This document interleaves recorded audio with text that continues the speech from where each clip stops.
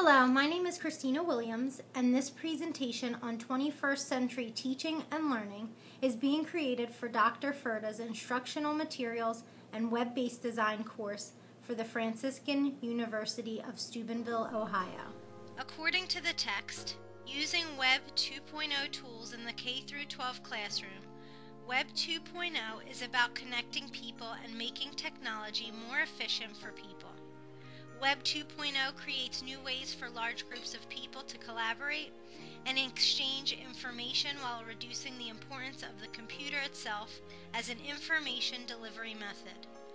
The video in which you are about to review will provide more information on what Web 2.0 is. Web 2.0 was actually a term coined in 1999 by Darcy DiNucci, I think is how you pronounce that, and then by 2004 O'Reilly's Media with John Battelle, I think, and Tim O'Reilly began really pushing this heavily.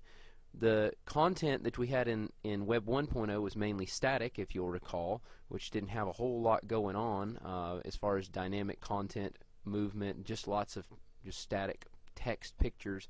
With Web 2.0, we're all about social media, things like blogging, where people can get on and talk about information, post things they've done, etc. Social media such as Twitter, which is micro-blogging, posting small snippets of information. Facebook, where they can get on and talk about pictures. YouTube, where they can talk about videos and post videos of themselves and all that. So, alright. So, real fast explanation. Hope everybody got something out of that. In 60 seconds or less, check out 60secondtechnology.com. Thanks. Throughout this presentation, I will discuss the rationale for embedding Web 2.0 tools into daily routines, the need to include a constructivist pedagogical style, an overview of some Web 2.0 tools and their potential to enhance classroom instruction, communication, and overall appeal of 21st century classrooms. Some Web 2.0 tools that I will discuss have been topics of discussion for the Instructional Materials and Web-Based Design course.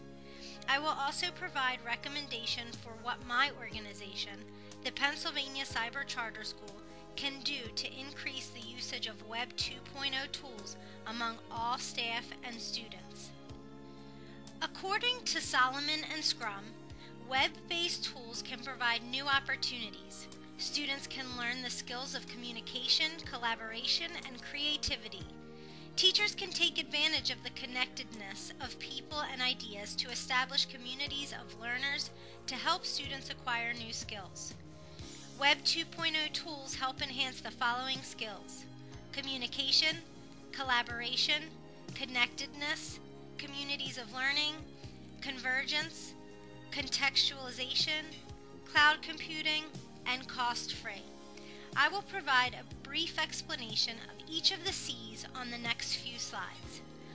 Using Web 2.0 tools creates a student-centered learning environment, which is the key to helping students become independent, lifelong learners. Let's talk about the 8 C's from the textbook Web 2.0 How-To for Educators. Solomon and Scrum state that Web 2.0 tools can enhance communication because they offer ways of creating collaboration and distributing the final product and then interacting with an audience. Students are able to share their work globally and receive feedback from others about their work. Students tend to work harder because a real audience is reviewing their work. Web 2.0 tools that we will discuss further that assist with communication include blogs and podcasts. Through the use of online tools, students as well as teachers can collaborate about their ideas, thoughts, research, etc. Wikis are a good online tool that will assist students and teachers with collaboration, since anyone can get on to edit the page. Students will be able to implement their ideas on the wiki site. Today's students are known as millennials. These students don't know what it's like to work without technology. Using Web 2.0 tools keeps them connected to others, research, and more. Schools can create communities of learners amongst students and for professional development. Social networks are used for personal use and interaction amongst friends.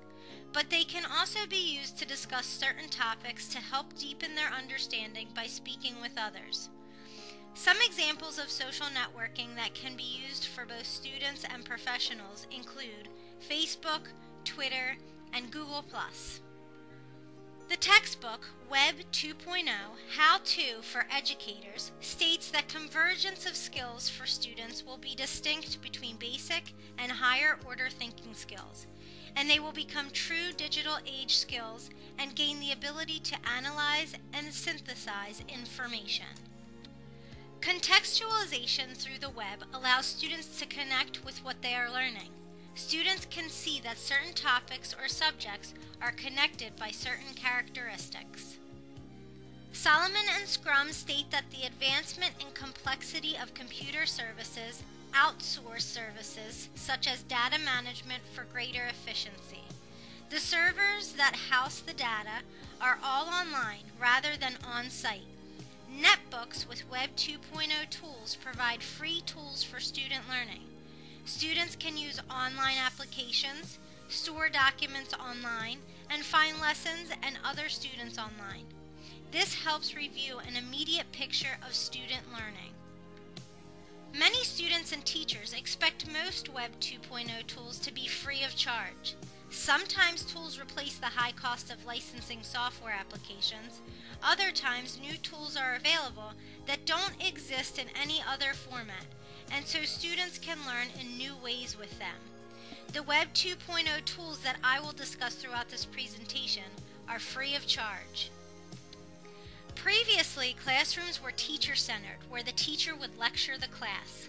Today, we are creating more of a student-centered classroom, where students explore and learn with the guidance of their teachers.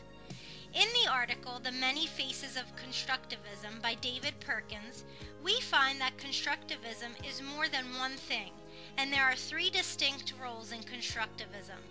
They are known as the active learner, the social learner, and the creative learner. The active learner discusses, debates, hypothesizes, investigates, and takes viewpoints. The social learner participates in dialogue with others, and the creative learner creates or recreates knowledge for themselves. Through constructivist learning, teachers can organize learning experience for their students in active ways. Using Web 2.0 tools will allow teachers to create an exciting learning environment and will allow students to stay actively engaged in their learning. I want to share some of the Web 2.0 tools that we have used during this course, how teachers can include them in the classroom, and how they can help enhance student learning. Some of the Web 2.0 tools that I will discuss include wikis, blogs, podcasts, and vodcasts. There is a vast amount of Web 2.0 tools, but I will discuss only a few. For more information on Web 2.0 tools, please feel free to use the web for further research.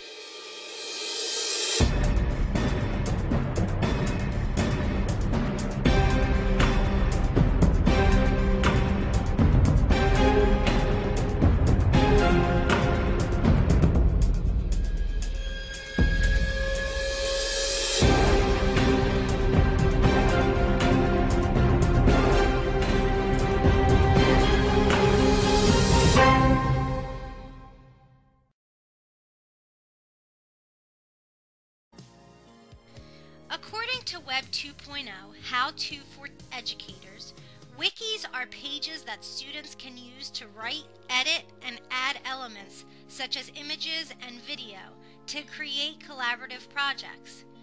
Wikis are an effective tool for the classroom and for students because they include the elements of project-based learning, collaboration, authentic work, and an audience can help students develop and refine higher-level thinking skills. Students gain skills with group collaboration and problem solving. Wikis allow for peer editing and serve as an electronic portfolio. Students have 24/7 access to wikis, which enables them to contribute at any time of convenience. Teachers can implement wikis to encourage collaboration amongst students. Teachers are always able to monitor participation with wikis.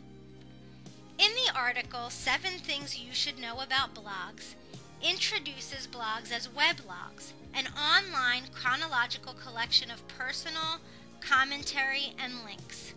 Blogs are online publications of personal diaries, and they represent an alternative to mainstream media. Blogs help enhance student and user communication skills, thinking, and analytical skills. Through blogging, teachers can direct students to focus on certain ideas or topics, and students are more responsive to one another's ideas in their blog post. Teachers can implement blogs in the classroom as a journal across all subject areas to help enhance writing skills and communication skills amongst peers. Podcasts, also known as audio files, and vodcasts, known as audio-video files, allow you to view or listen to a production on a computer, an iPod, etc. Podcasts and vodcasts allow different forms of communication. They enable us to follow others about things they are talking about that might be of interest to us. Podcasts and vodcasts can be used in the classroom for students to complete a project, to share with others. Podcasts and vodcasts could be used to provide feedback. Verbal letters rather than written letters. Students can use these Web 2.0 tools to demonstrate their understanding of material, research, and point of views.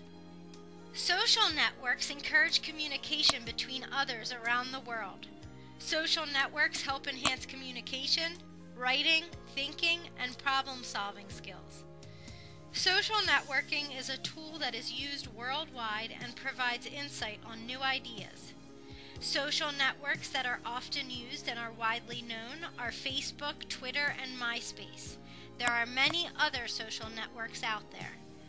Because the younger generation is already actively engaged in social networking, teachers find it to enhance student participation and engagement with implementing social network in the classroom. The Pennsylvania Cyber Charter School currently uses some Web 2.0 tools. Blackboard Collaborate, also known as Illuminate, is an online classroom where the teacher can present their lesson and have immediate interaction among students and can provide immediate feedback. Schoology is similar to Facebook, where it allows teachers, parents, etc. to post questions, comments, concerns, and others can respond. Many of the self-paced courses use discussion boards for students who have questions and or looking for other classmates' help. The Pennsylvania Cyber Charter School does a great job of implementing Web 2.0 tools.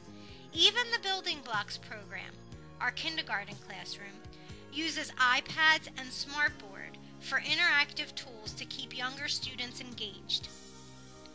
I would recommend that the Pennsylvania Cyber Charter School implement more of the Web 2.0 tools for its staff members to help enhance communication, since we are such a big school. It is important to share ideas and express concerns, but how do you do that with others who are not working in the same facility? Encouraging an employee-only social networking tool can help enhance communication with all PA Cyber staff members. Social networking allows teachers to share websites, ideas, things they implement in the classroom that works or doesn't work. Implementing more podcasts and vodcasts in the classroom by creating an introduction letter and introducing yourself for both teachers and students. Weekly homework assignments to be completed. Podcasts and vodcasts can help enhance teacher learning by allowing them to explore other podcasts and vodcasts about certain topics and help with professional growth. Blogging can be implemented at PA Cyber so that teachers can share their ideas and thoughts about certain topics they have taught or are currently teaching in the classroom. Others can post and comment to help provide feedback. In the classroom, blogs can be used for students to post about certain topics they are working on, and it allows for student communication throughout. Wikis can be used as a project for both professional development and for student projects. Wikis can be edited so students and teachers can continue to add their research findings. I would suggest that students and teachers include their resources for where they found the information so that people can trust the information that's posted. Recommendations could continue to go on, since there are many Web 2.0 tools. It's important that all schools implement Web 2.0 tools for the benefit of the students and the continued growth of their teachers.